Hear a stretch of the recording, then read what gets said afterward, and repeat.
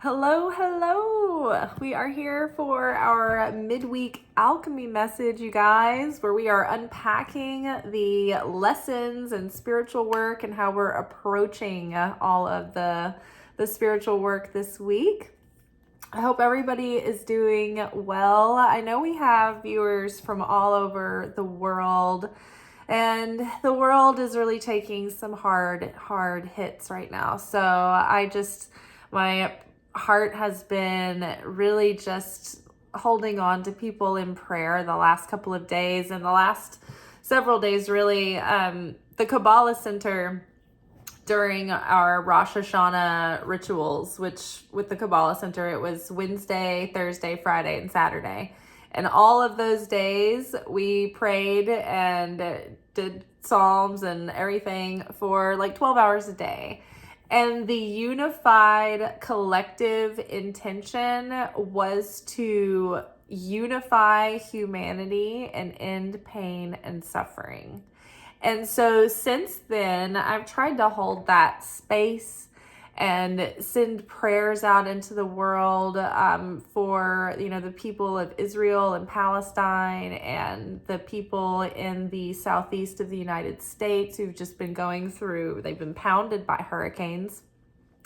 Everybody in the world that's been affected by that as well. So just continually reminding us all that right now we have this interesting open window of energy that is available to us. It's a particularly miraculous quality of energy that's not available during different times of year. And so there's a period during Rosh Hashanah of 10 days between Rosh Hashanah and Yom Kippur where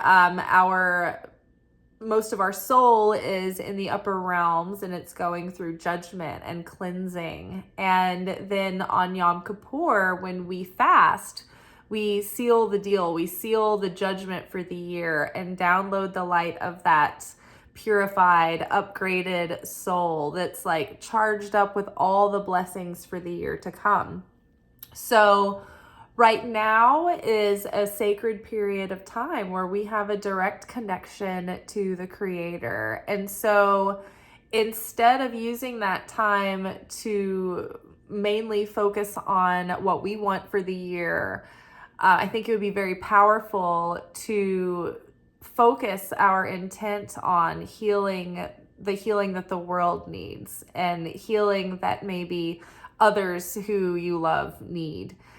Praying for your, parents or someone who has maybe an illness that they're dealing with, or a physical ailment, or, I know a lot of relationships are in turmoil right now, and many are coming apart. That's every year, twice a year. We have what I refer to as spiritual hurricane season. It's eclipse season, and it's like a spiritual storm that comes through and blows away, the dead and the things that are superfluous, that aren't nailed down, that aren't solid, anything in our life that's not going to be long lasting and permanent, and it's not really in alignment with us. Eclipse season kind of like blows through and purges those things out of our lives. Well, it just so happens that this particular eclipse season was the culmination of a 16-year period of extreme challenge and difficulty, almost like storm after storm, spiritual storms. Pluto retrograde in Capricorn. And so literally Pluto is going to station direct on Friday, on Yom Kippur. And so it's marking the end of a 16-year storm and a 16-year period of themes of really difficult, harsh lessons that life has served to us.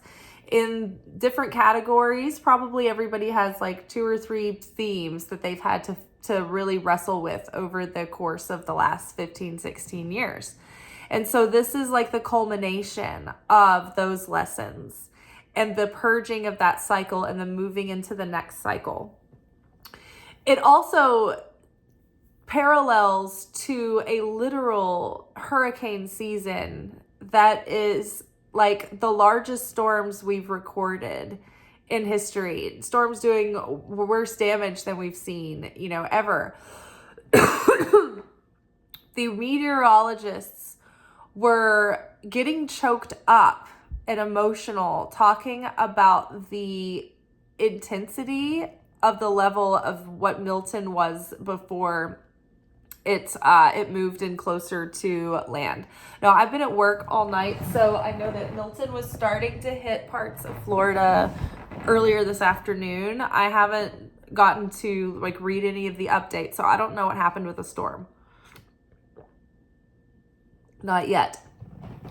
I know that this morning we were looking at a class 5 hurricane with 180 miles an hour winds, with the eye of the storm being something like a couple of miles wide. It was the smallest eye in history.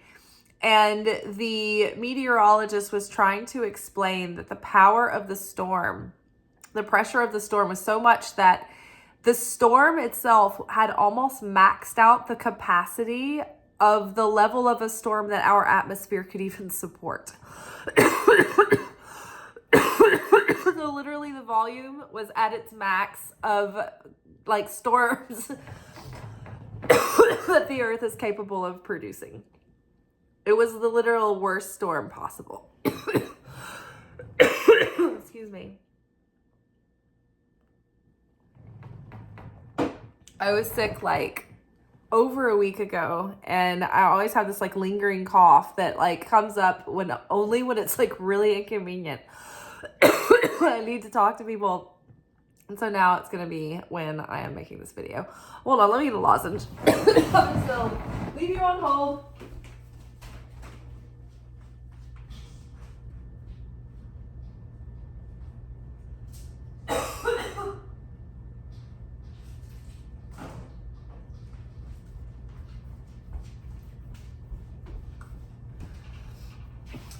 So yeah, the storm was supposed to be as bad as it could get.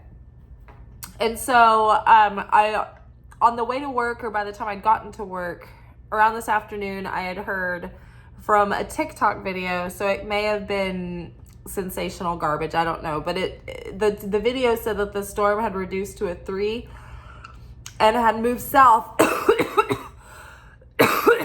So it wasn't going to hit as much of Florida as it was originally supposed to, and that was going to save hundreds of thousands of homes. People. So that was good news. Hopefully that was true. Like I said, it may not have been. So I still have to actually go and look up to see what the news says about how everything is going down. But I just think it's interesting that those two are paralleling together. It's as if Gaia, the soul of the earth, had conjured a storm, a physical storm that would be the representation of all of the turmoil and the pain and the suffering that was being purged up from the collective conscious of humanity over the last 16 years.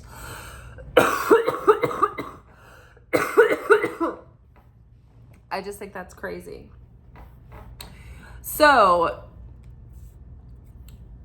right now, it's all we can do for those still in the path of the storm is let go. Radical acceptance. There's nothing more you can do if you're still in that storm, if you haven't left. Which is, it's you've got to hold on for your dear life, but let everything blow away that's trying to. You're going to have to take cover and then hopefully seek out support from, those who still have shelter, right? And that's the literal sense. Well, the spiritual storms that are raging right now, it's there's all of these, with that culmination happening with the Pluto in retrograde in Capricorn all this time. It's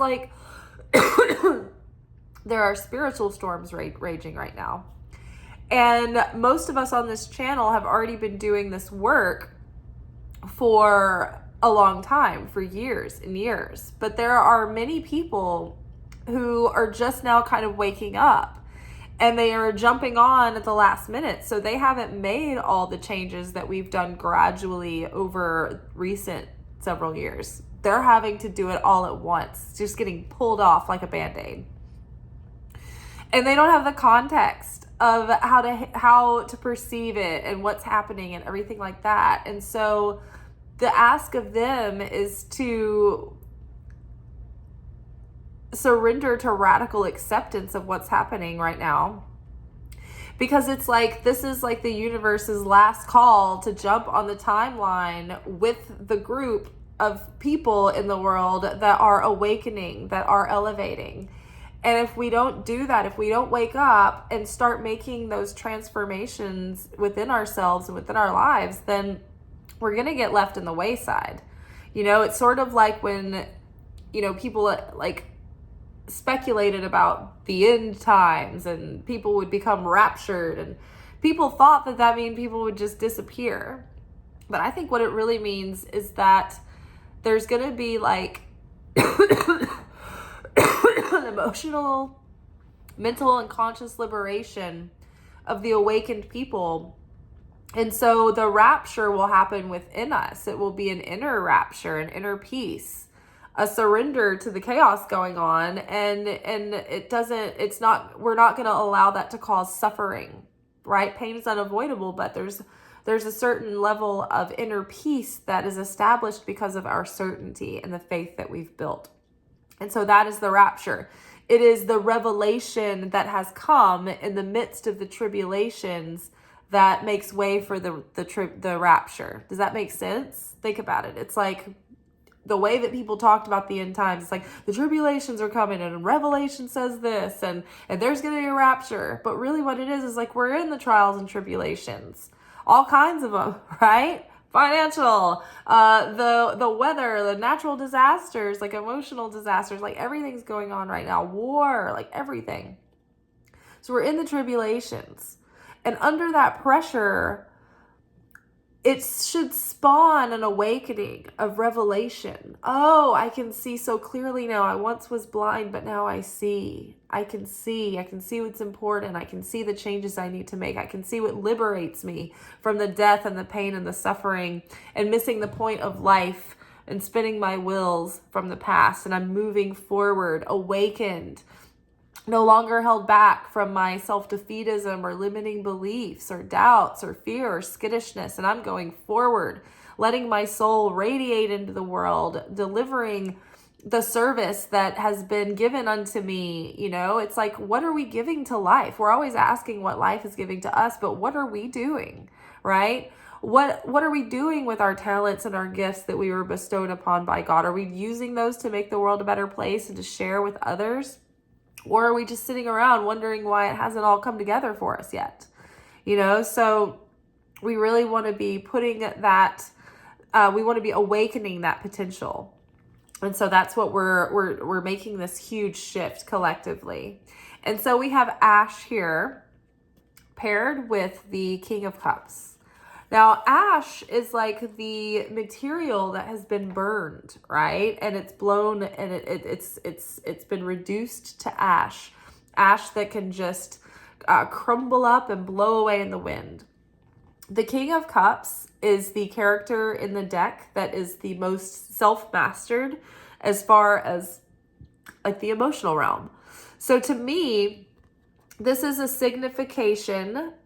This is signifying the end of those old relationship patterns, those old wounds that happened that affected the way that we relate to others and how we handle our emotions and how we perceive and process our emotions, how we experience them, what we do with them, what, you know, how they affect us or don't affect us, right? The key is to be able to be comfortable in feeling the depths and the breadths of emotional experience, but not being controlled by it, not being reactive, right? Not making your choices and decisions in life and taking action in life based on emotional impulsivity, right? And impetuousness, and self-defeatism, spawned by those subconscious emotional patterns that play out, and defense mechanisms triggered by, an emotionally immature ego. So those cycles that we went through, those cycles of suffering that we just kept having to repeat, they're over now. We've learned our lesson. We've learned how to transmute those old habits and those old tendencies, and they have now been burned to ash.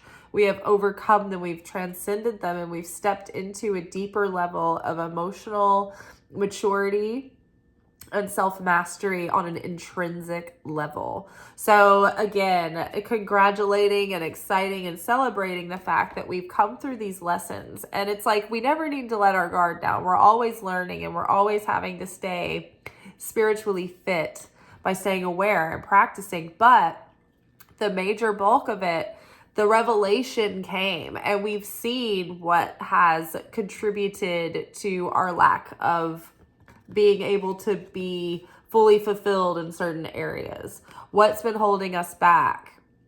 How have we been falling short, right? Where did we need to grow? What did we need to correct? What did we need to heal? Like, we've seen that now, and we've done enough of the work to get us over the hump. Which brings us to the red and white rose, which is a thrush of vitality and kundalini energy that comes from when the work has brought us to a spiritual awakening.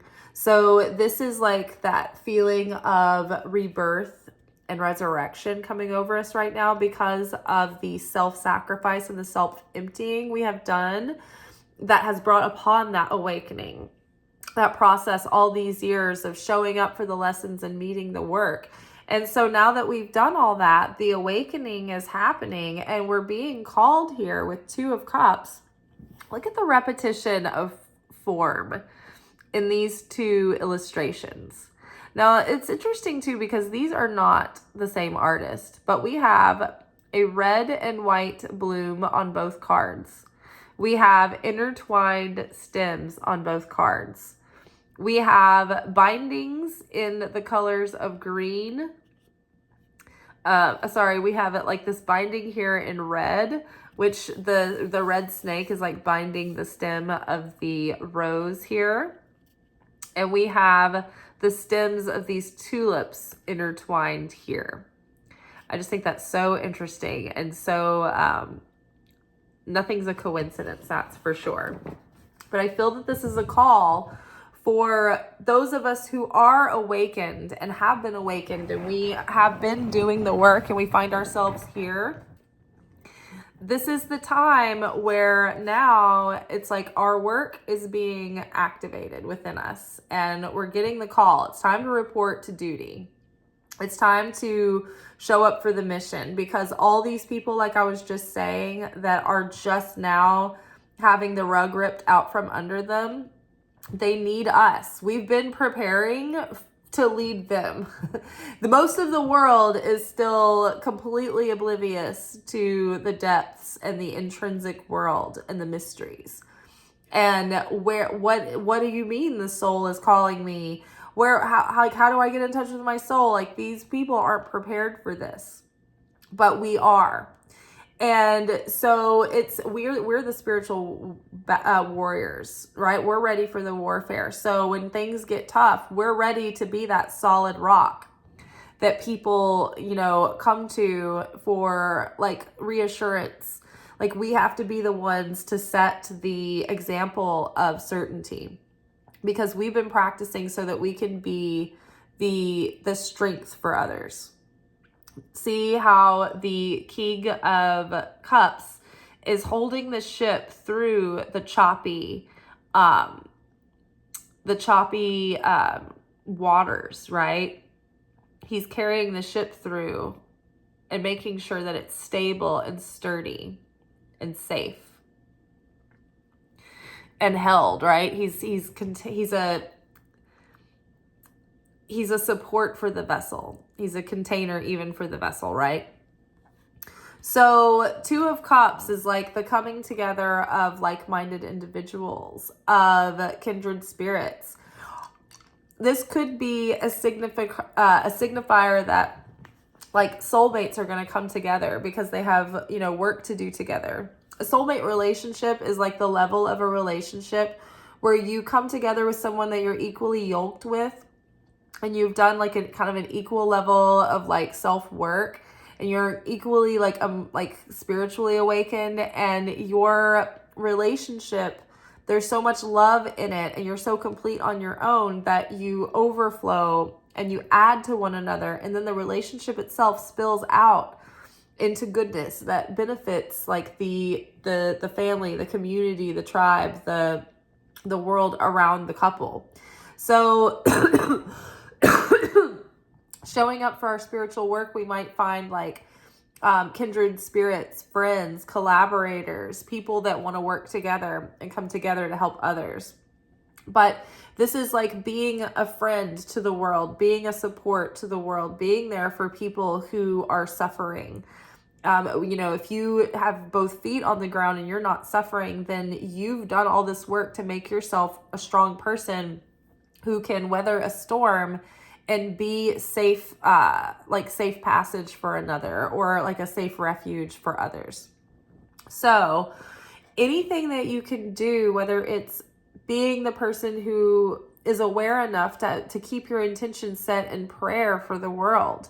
If you have financial means, you can make donations. If you are in an area that has been affected by war or storms and you are okay, then you can be a physical, literal support to those who have, just lost everything.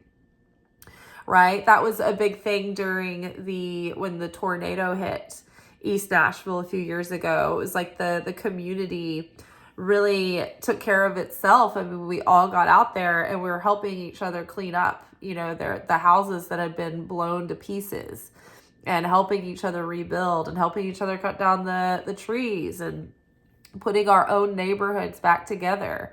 It was healing, and it brought the community together. And I think it deepened our sense of like community in this area as well. But I think that right now we're definitely being called to step up. The world really needs us. And so Soror Mystica, the mystical sister, is piggybacking on this idea that people need to come together. Like your wound that you have healed is exactly the thing that other person, the kindred spirit, is going through right now. So it's almost like mentor mentees. It's like, oh, I've been where you are, so I can help you, right? I can meet you there where you're at and steward you forward because I've been through that. And I just was a little bit further down the trail than you, but I've already seen the path ahead, so I can come back and like escort you through, right? So mystical sister is that archetypal character or person or influence or energy that's there as a support, like a sacred, caring, compassionate, wise support for others. There may be like a literal person in your life, like a close friend right now, that needs you to be that guiding light for them. Maybe you need that guiding light also. And so maybe there's like a friendship that would particularly be beneficial, mutually beneficial right now. But this has to do with being like a spiritual support to another, and to bring that loving sister energy, that unconditional love, acceptance, understanding. Think about a loving sister, right, who loves her sister or her brother no matter what. And she's encouraging, and, she's protective, and she's nurturing, and she believes in the siblings and stewards them, and, acts as like a you know, a second mom sometimes to the younger siblings. It's like, this is that big sister energy that you feel protected. You feel like big sis has got you. It's like a sweet, fun, light energy, but it's protective and it's comforting and it understands, right? There's this level of like sisterly intimacy there where like you see someone for who they truly are, you know, like think about when like sisters and girls are hanging out, they can finally like let their hair down and like fart sometimes, depending on like the group of girls you're in and all that kind of stuff, right? It's like you can be your true self. You don't have to have pretenses up, you know, it doesn't matter what you look like or what you smell like or what, you know, anything, right? You can be a complete mess and you're okay. You're still loved. You're still supported and you're still seen and you're still valued. That energy, it's up to us now to be that person for others in this moment, because this Aura Mystica is paired with the Hierophant. And I think that this is about, particularly this time, is about us stepping up into that role of spiritual leadership and just not being passive, but just knowing that like people need that in this world right now, that we're in dark times and they need a light. And so be the person to reach out and say, hey, do you need anything? I wanted to check in on you. How are you doing? You know, don't wait to be asked like, hey, I need somebody to talk to. You know, if you kind of know someone is like in need and they're going through a struggle, it's like maybe just take it upon yourself to be there for them, right? Be the spiritual leader for others, not by telling them what to do or telling them what's good for them, not by preaching, but by practicing, by demonstrating, right? If you're the one, you know, leading the way and suggesting prayers and being the one to take the lead and say, you know what, we need to keep our hopes up and our spirits up, right? And you keep your certainty and you keep your lightheartedness and, you know, strive for forgiveness and compassion. You don't have to be perfect. None of us are. We all mess up and we all have these moments where we're a total dick. But I think if we're receptive, right, and willing to change and we want to change, that's what counts the most. And so it's about setting that example for others, being the light that we need, being the change that we wish to see in the world, being what we hope others will see and then join in and follow suit and do the same. But be the person that you wish you had when you were in hard times, or when you were facing all of these challenges starting in 2008, when we weren't prepared, right? When we weren't spiritually mature and emotionally mature, and we had no idea why life was suddenly shitstorming on us back in 2008. There are some people that are in 2008 right now, but like in the intensity of 2024. Because they haven't done the work. They've been distracted. They've been avoiding it. They've just been living on the surface, right? They haven't been clued in or keyed in. It's not something that was on their radar. But now life is like not taking any excuses. It's like, all right, everybody, like mankind, this is the spiritual warfare that we've been talking about. This is like Armageddon. We need everyone awakened, right? Because we are going into the age of Aquarius. And the consciousness of mankind has to shift if we're going to be able to sustain life on the planet. Like, look at all of the damage that has been done and the consequences that have added up to us having storms that max out the capacity. Sorry, the storm would have been stronger, but we just didn't have the atmosphere to support it. And why are the storms so strong? Because of global warming, because of pollution, because of excess, because of like our consumerism, because we have to buy a new thing every time something breaks, and then we have to order it from Amazon, and it puts carbon emissions in the air. You know what I mean? And like the polar ice caps are melting, so the ocean levels are rising. Think about what a 15-foot storm surge looked like. It flooded like, I mean, it took out highways. right? Like it brought so much water in and so much precipitation that the mountains flooded from hurricanes.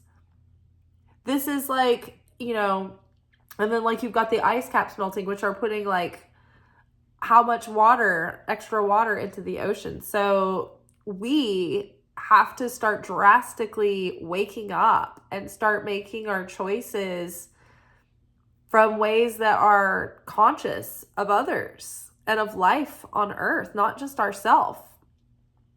Like, I was recently gifted a bunch of sparkling water, which was great. But then I started realizing, like, this is why I don't buy bottles of water, sparkling water, because now I have all of this, I've created all of this garbage, right?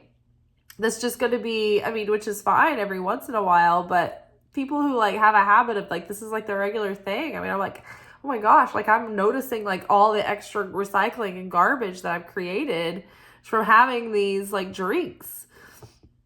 It's crazy, right? And that's plastic that may or may not, probably will end up in the ocean, you know? So it's like, it's crazy how we take our choices and our decisions and our actions for granted, but they all have consequences. And so we have to start behaving like spiritual leaders of the world and owning our responsibility along with our sovereignty in big decisions and in small ones.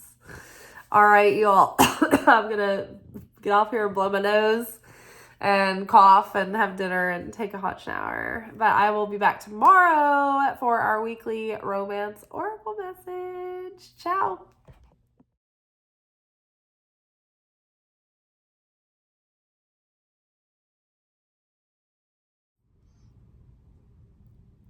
Thank you for watching. If you enjoyed this video and you got something out of it, then please give it a like. Subscribe to the channel. Turn on notifications to be notified of when I drop content. Like the videos, comment, share them. Anything that you do helps these messages get out to other people who need them. So you watching a video and taking an action on it actually makes a positive difference in someone else's life.